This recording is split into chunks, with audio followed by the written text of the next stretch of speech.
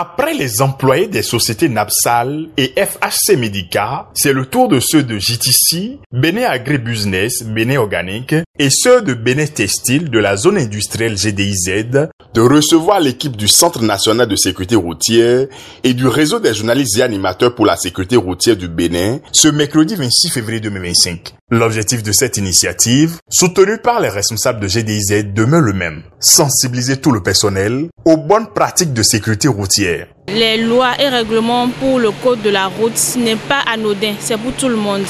Et nous rappeler les conditions dans lesquelles il faut rouler, les conditions dans lesquelles il faut se protéger pour éviter les accidents de route. Je pense que c'est bienvenu et on apprécie beaucoup. Nous avons chaque fois organisé des séances avec tous les chauffeurs. Cette séance que la CNSR a organisée vient renforcer le système que nous avons déjà en place. La répétition étant pédagogique, c'est nécessaire, que ce soit pour nos chauffeurs, pour nos employés ou pour nos conducteurs de bus, de leur rappeler le minimum, les bases qu'ils ont déjà appris lors de leur formation pour le permis, afin que la sécurité de tous les employés de Bénin Textile soit une obligation pour tous. Ça vient rappeler à chacun ses obligations sur la voie, parce que les statistiques chez nous ne sont pas du tout réduisants.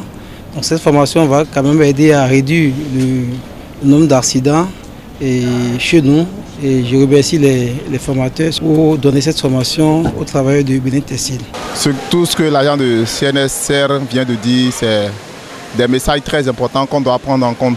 C'est pour notre propre sécurité, pour ne pas tomber dans les accidents qui ne nous permet pas de venir au boulot. Parce que bon, quand tu veux venir au boulot, si tu quittes tôt à la maison, tu n'as même pas besoin de filer avant de venir. Tu peux aller doucement et venir au boulot à l'heure. Et aussi de porter les casques chaque fois qu'on veut monter sur nos motos, de porter les casques chaque fois et de vérifier si les rétroviseurs sont bons, les freins. Tout le monde n'a pas la possibilité d'entendre ce que nous avions entendu ce matin.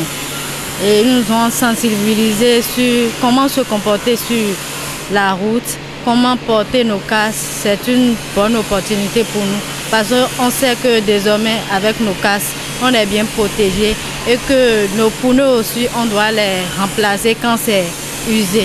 Et si cela peut être répétitif, ce serait aussi bien.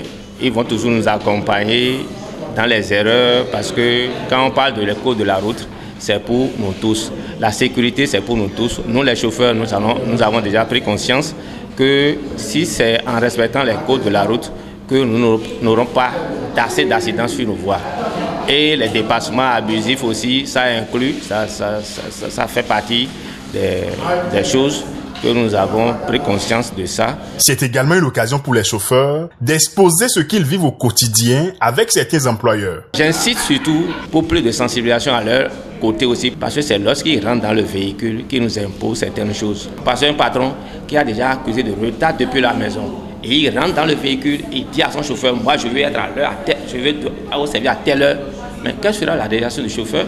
Donc le problème c'est au niveau des patrons et à nous-mêmes, nous, on a déjà pris conscience. Ce projet de sensibilisation au respect des codes de la route, initié par le Centre national de sécurité routière et le réseau des journalistes et animateurs pour la sécurité routière, en collaboration avec les responsables de la zone industrielle GDIZ, contribue non seulement à la réduction des risques d'accidents sur nos routes, mais aussi à la création d'un environnement plus sûr.